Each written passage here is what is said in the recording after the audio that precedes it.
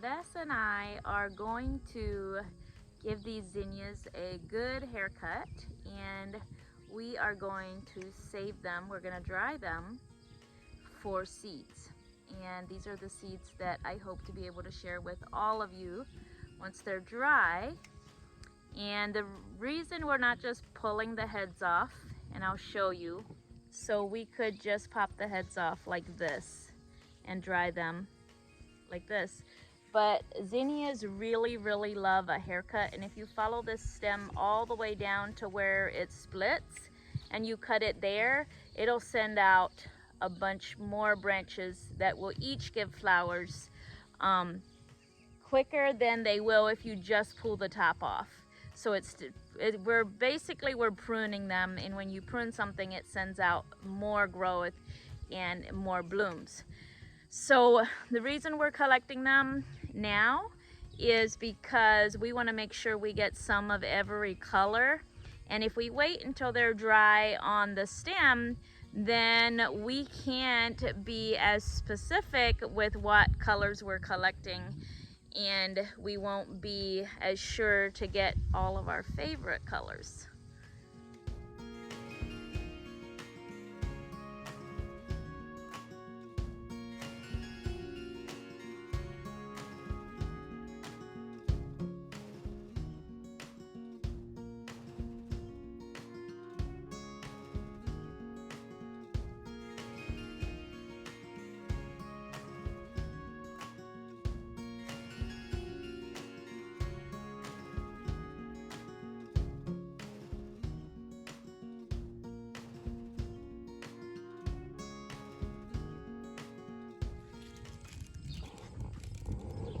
Like filled with air.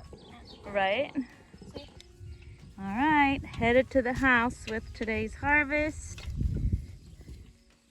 So I'm gonna take all the clippings that we gathered, and I'm just gonna use them as compost. And I'm gonna tuck them right around the bottom of my zinnia plants and let them compost there. So we're just gonna lay all these flowers out on the top bunk that we don't use, and we're gonna let them dry. Normally I just put them on, when I'm just collecting them for myself, I'll just put them on a paper plate or a paper bag and let them dry somewhere out of the way. But because we collected so many, we needed a bigger space.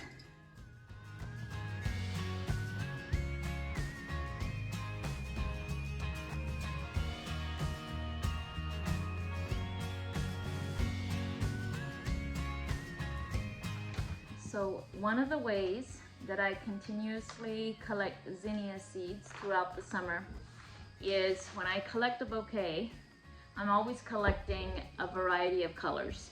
So then when they start looking like this, I just pop those tops off and lay them down on a paper plate or wax paper or whatever you have.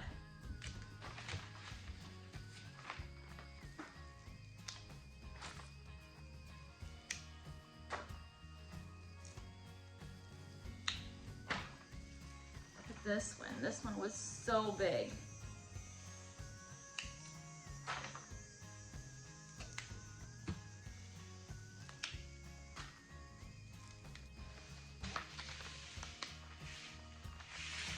Now we're just gonna let those set until they dry.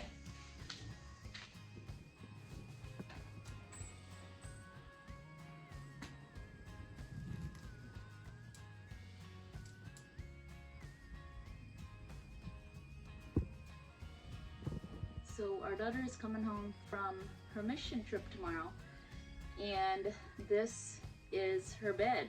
So it's time for us to take care of all these dried zinnias. They've been here about a month, and I'm gonna see if I can show you. So this is the dried zinnia, and it pulls apart real easy. And And all those goldish type tips, those are the seeds.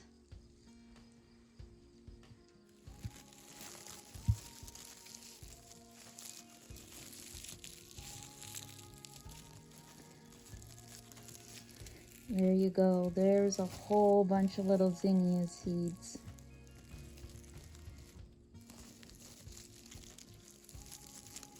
See how they just pull apart? And all the seeds right there. Those are the seeds. And you don't have to pull the petals off. The petals can just stay right with the seeds.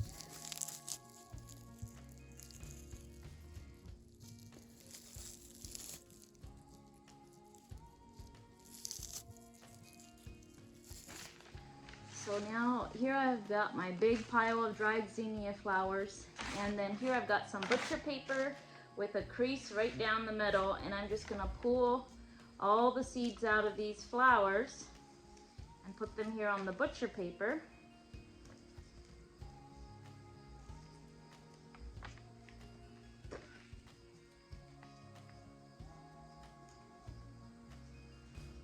And this is what the center of your flower is going to look like when you've got all the seeds off of it.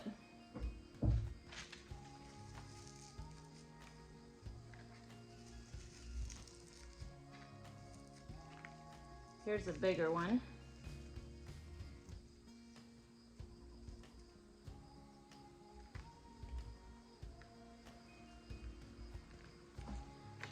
This is what the center of the flower looks like when you've cleaned it of its seeds.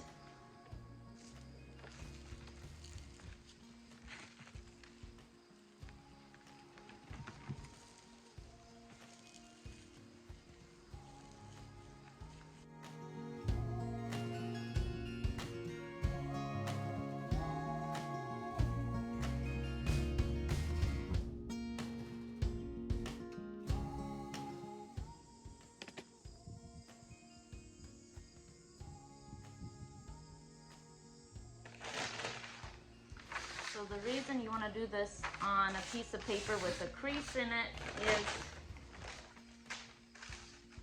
because it makes it so easy. Let's see if I can get this done without spilling it in a way the camera can see.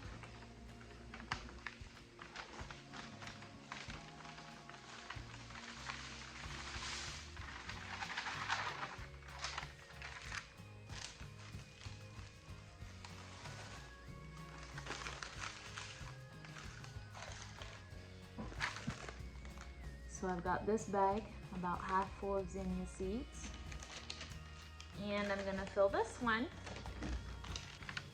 The story behind these beautiful zinnias is one September we went to Pennsylvania, and my mother-in-law had a beautiful row of zinnias at the edge of her garden.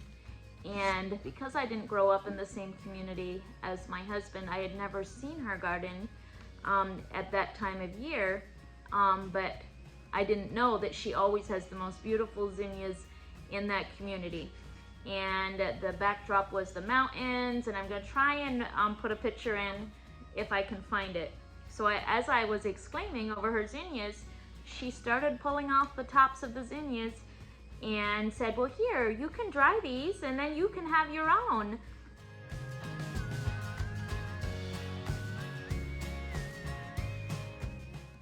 So she said, just pick the best ones, make sure that you've got some of every color, and then she proceeded to tell me how to dry them. And that is how these zinnias came to be in my garden and how I've been saving seeds. And my mother-in-law said that she's been saving seeds from her mother because her mother had these same zinnias in her garden. So I am the third generation to save these same zinnia seeds, or from the same plants.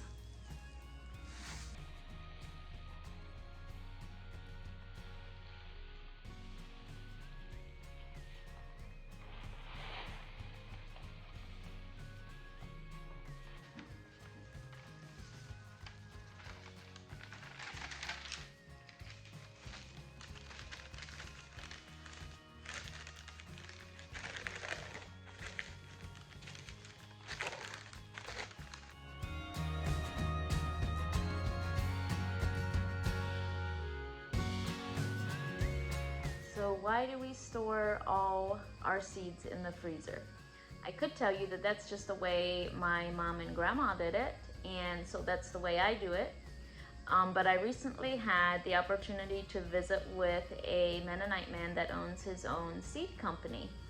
And he is federally licensed, and he explained to me that in order to be federally licensed, one of the things that they need to do is they need to have a storage warehouse that is climate controlled within 2 degrees year round. So he explained to me that when you have temperature variations, when your temperature goes up and down, that kills your germination rate of your seeds faster than anything else. So storing your seeds in the freezer is the best option for homeowners because that is very likely the most climate controlled area in your home. A refrigerator would work, except my refrigerator gets opened up a lot more often than my freezer does. So we just store all our seeds in the freezer. And I've kept seeds for 3-4 years and they've still had a great germination rate. So I'm going to put a link to his seed company in the description so you can go check out his seeds, and that's where I buy all my seeds. But yes, that is why we store all our seeds in the freezer.